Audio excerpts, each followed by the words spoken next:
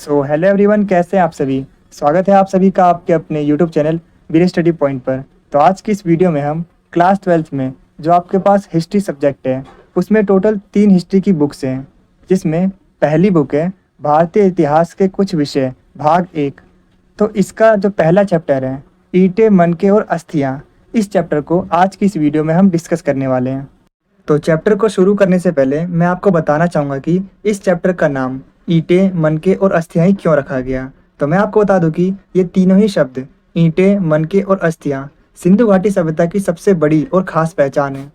ईंटें हमें इस सभ्यता की शानदार इमारतों, घरों और नगर योजना की जानकारी देती है। हड़प्पा सभ्यता के लोग पक्की ईंटों से बहुत ही मजबूत और सुनियोजित शहर बनाते थे। मनके बताते हैं कि लोग आभूषण बनाते थे, सुंदरता पसंद करते थे और व्यापार भी करते थे। तो लास्ट है अस्थियाँ यानी हड्डियाँ।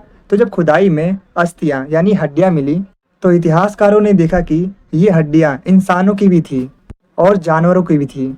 जानवरों की हड्डियों से हमें ये पता चलता है कि लोग उस टाइम पर कौन कौन से जानवर पालते थे, जैसे गाय, भेड़ और बकरी, जिन्हें खेत जोतने या सामान ढोने के लिए इस्तेमाल किया जाता था। इसके अलावा अगर किसी जानवर की हड्डियाँ पूजा की जगह से मिलती हैं तो हमें ये समझ में आता है कि लोग उस जानवर को पवित्र मानते थे या फिर उसकी पूजा करते थे। तो हड्डियाँ यानी अस्थियाँ हमें बताते हैं कि लोग क्या खाते थे, किन जानवरों को पालते थे और उनके धार्मिक विश्वास क्या थे। तो जो चीज़ें हमें खुदाई में मिली उन्हीं चीज़ों से हमें इस सभ्यता की जानकारी मिलती है। इसीलिए इस चैप्टर का नाम ईंटें, मनके और अस्थियाँ रखा गया है। और मैं आपको ये भी बता दूं कि इस पूरे चैप्टर में हमें बेसिकली हड़प्पा सभ्यता के बारे में पढ़ना है, जो कि विश्व की सबसे प्राचीन सभ्यताओं में से एक है। 5000 सालों से भी अधिक पुरानी इस सभ्यता के बारे में पूरी दुनिया को 1924 में पता चला। और इस सभ्यता को खोजने का पूरा श्रेय जाता है जॉन मार्शल को, क्योंकि जॉन मार्शल के नेतृत्व में ही दयाराम साहनी ने 1921 में हड़प्पा की खोज की और राखालदास बनर्जी ने 1922 में मोहनजोदड़ो की खोज की। 1924 में जॉन मार्शल ने हड़प्पा सभ्यता की खोज को विश्व के सामने रखा और सिंधु घाटी में एक नवीन सभ्यता की खोज की और घोषणा कर दी। जिस सभ्यता के बारे में हम पढ़ने जा रहे हैं वो सिर्फ मिट्टी के बर्तनों, ईंटों या खंडरों की कहानी नहीं है। ये कहानी है एक उन्नत सोच, बेहतरीन नगर व्यवस्था, व्यापार, विज्ञान, कला और जीवन शैली की, जिसे हम सिंधु घाटी सभ्यता या हड़प्पा सभ्यता के नाम से भी जानते हैं। तो चलिए सबसे पहले हम समझ लेते हैं कि इस पूरे चैप्टर में हमें बेसिकली क्या क्या पढ़ना है। तो इस पूरे चैप्टर में हमें बस इन टॉपिक्स को डिटेल में पढ़ना है। बिल्कुल आसान तरीके से मैं आपको समझाऊंगा और आपको पता भी नहीं चलेगा कि चैप्टर कब खत्म हो गया। बस आप इसे एक स्टोरी की तरह समझना और पूरी वीडियो को एंड तक जरूर देखना।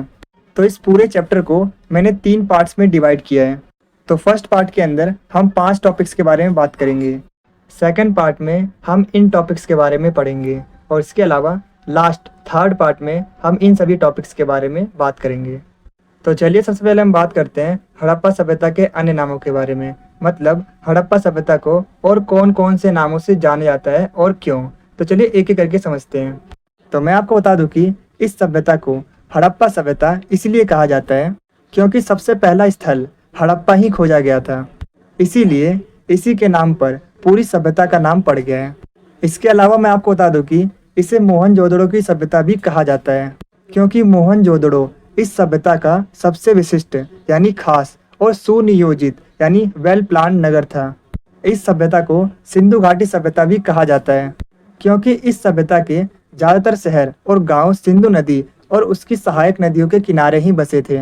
इसके अलावा मैं आपको बताना चाहूँगा कि इस सभ्यता को कांस्य युग की सभ्यता भी कहा जाता है, क्योंकि ये सभ्यता कांस्य युग की सभ्यता है।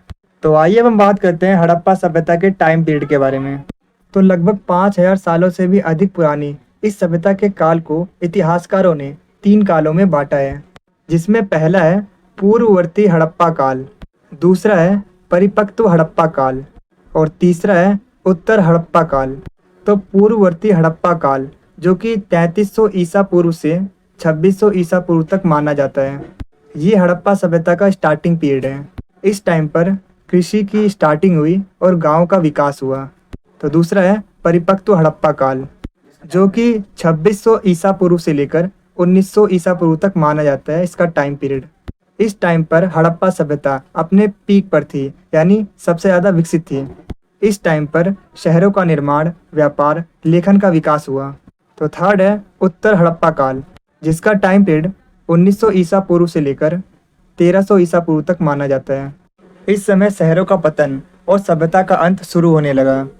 तो अगर आपसे एग्जाम में हड़प्पा सभ्यता का काल पूछा जाता है तो आपको 2600 ईसा पूर्व से 1900 ईसा पूर्व तक बताना है। तो चलिए अब हम बात करते हैं हड़प्पा सभ्यता की समकालीन सभ्यताओं के बारे में। तो हड़प्पा सभ्यता की समकालीन सभ्यताएं मेसोपोटामिया सभ्यता, जिसके बारे में आपने क्लास 11th में पढ़ा था, जो कि दजला और फरात नदी के बीच विकसित हुई थी। सेकंड है मिस्र की सभ्यता, जो कि नील नदी के किनारे विकसित हुई थी। नेक्स्ट है चीन की शांग सभ्यता, जो कि पीली नदी के किनारे विकसित हुई थी। और हमारी सभ्यता सिंधु नदी के किनारे विकसित हुई थी। तो इससे आपको ये समझ में आ गया होगा कि सभी सभ्यताओं की शुरुआत किसी न किसी नदी के किनारे शुरू हुई थी। तो आइए हम बात करते हैं हड़प्पा सभ्यता के क्षेत्र विस्तार के बारे में, यानी ये सभ्यता कहाँ तक फैली हुई है। तो मैं आपको बताना चाहूँगा कि हड़प्पा सभ्यता का क्षेत्र विस्तार त्रिभुजाकार था। हड़प्पा सभ्यता उत्तर में मांडा कश्मीर से लेकर दक्षिण में देमाबाद तक 1400 किलोमीटर था। हड़प्पा सभ्यता पूर्व में आलमगीरपुर मेरठ यूपी से लेकर पश्चिम में सुतका गेंडो तक 1600 किलोमीटर था। इसके अलावा मैं आपको बताना चाहूँगा कि हड़प्पा सभ्यता 12,99,600 वर्ग किलोमीटर तक फैला हुआ था। इसके अलावा हड़प्पा सभ्यता के भारत में 925 स्थल और पाकिस्तान में 575 और अफगानिस्तान में 2 स्थल मिले हैं। अगर आपको ये वीडियो अच्छी लग रही है तो आप इसे लाइक, शेयर और कमेंट जरूर करें, क्योंकि जब आप लाइक करते हो तो हमें मोटिवेशन मिलता है ऐसी और बहुत सी वीडियोस बनाने के लिए। और जब आप वीडियो को शेयर करते हो तो जैसा कि आपको पता ही होगा, नॉलेज बांटने से बढ़ती है। और जब आप हमारी वीडियो पर कमेंट करते हो तो हमें ये पता चलता है कि हम अपनी वीडियो में और क्या इम्प्रूव कर सकते हैं। और मैं आपको बता दूं कि 5 मिनट की वीडियो को बनाने में काफ़ी मेहनत और 1 से 2 घंटे का समय लगता है। तो आप हमारी वीडियो को लाइक, शेयर और कमेंट जरूर करें, ताकि हम आपके लिए ऐसी ही और वीडियोस को ला सकें। और कमेंट में ये ज़रूर बताना कि आपको नेक्स्ट वीडियो किस टॉपिक पर चाहिए। तो चलिए वीडियो में आगे बढ़ते हैं। और तो चलिए हम बात करते हैं हड़प्पा सभ्यता के प्रमुख स्थलों के बारे में। तो पहला है हड़प्पा, जो कि पाकिस्तान में है। हड़प्पा सबसे पहला खोजा गया स्थल था।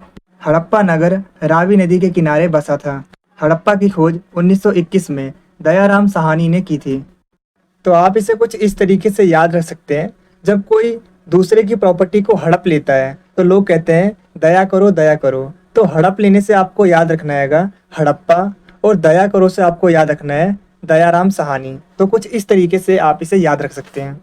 इसके अलावा मैं आपको बता दूं कि हड़प्पा सभ्यता से हमें पत्थर की बनी हुई डांसिंग गर्ल की मूर्ति और एक सींग वाले पशु के चित्र वाले मोहरे मिले हैं।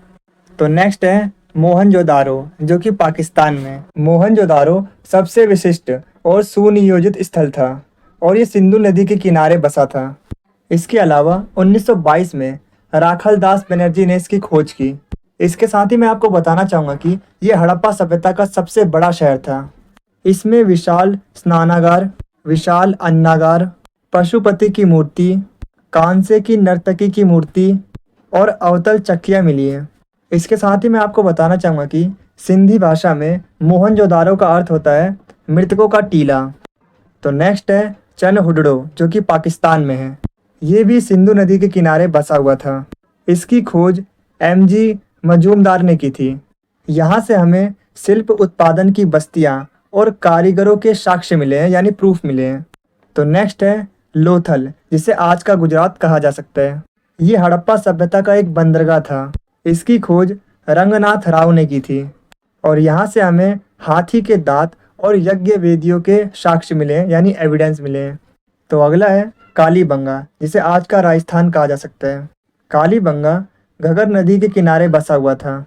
इसकी खोज आमलानंद घोष ने 1951 में की थी। कालीबंगा से हमें जुते हुए खेतों, काली चूड़ियों, यज्ञ वेदियों और कच्ची ईंटों के साक्ष्य मिले हैं, यानी एविडेंस मिले हैं। तो नेक्स्ट है राखीगढ़ी, जो कि आज का हरियाणा है। राखीगढ़ी भारत में हड़प्पा सभ्यता का सबसे बड़ा स्थल था, जो कि घगर नदी के किनारे बसा हुआ था। तो अगला है नागेश्वर और बालाकोट। जो कि वर्तमान में पाकिस्तान में है। यहाँ से हमें शंख और सीप के साक्ष्य मिले हैं। तो नेक्स्ट है चोलिस्तान। चोलिस्तान पाकिस्तान से लगता हुआ पाकिस्तान का क्षेत्र था और यहाँ से हमें मिट्टी के हलों के साक्ष्य मिले हैं, यानी एविडेंस मिले हैं। तो नेक्स्ट है बनवाली, जो कि वर्तमान में हरियाणा में है और यहाँ से हमें मिट्टी के हलों के साक्ष्य मिले हैं। तो नेक्स्ट है धोलावीरा, जो कि वर्तमान में गुजरात में है और यहाँ से हमें जलाशय के साक्ष्य मिले हैं। इसके अलावा मैं आपको बताना चाहूँगा कि धोलावीरा 3 भागों में विभाजित था। तो नेक्स्ट है शोर्तगई, जो कि वर्तमान में अफगानिस्तान में है। यहाँ से हमें नहरों और लाजवर्द मड़ियों के साक्ष्य मिले हैं। तो नेक्स्ट है रोपड़, जो कि वर्तमान में पंजाब है। यहाँ से हमें लोगों के साथ साथ कुत्तों को दफनाने और तांबे के कुल्हड़ी के साक्ष्य मिले हैं। तो लास्ट है खेतड़ी, यहाँ से हमें तांबे के साक्ष्य मिले हैं। खेतड़ी से मिले साक्ष्यों को पुरातात्विदों ने गणेश्वर जोधपुरा संस्कृति का नाम दिया है।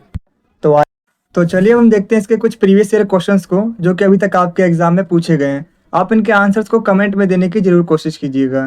तो पहला प्रश्न है, हड़प्पा सभ्यता में विशाल स्नानागार का साक्ष्य कहाँ से प्राप्त हुआ है? तो हमारा दूसरा प्रश्न है, हड़प्पा सभ्यता के लोग किस धातु का प्रयोग नहीं करते थे? हमारा तीसरा प्रश्न है, किस हड़प्पा स्थल से कांस्य के नर्तकी की मूर्ति प्राप्त हुई है? हमारा फोर्थ क्वेश्चन है, प्राचीनतम सिक्कों को क्या कहा जाता है? फिफ्थ क्वेश्चन है, सिंधु घाटी सभ्यता को और किस युग की सभ्यता के नाम से जाना जाता है? नेक्स्ट क्वेश्चन है, किस स्थल को मृतकों का टीला कहा जाता है? हमारा सातवां प्रश्न है, मोहनजोदड़ो के टीले की खोज का श्रेय किसे जाता है? और हमारा आखिरी प्रश्न है, गणेश्वर जोधपुरा संस्कृति किस राज्य से जुड़ी हुई है?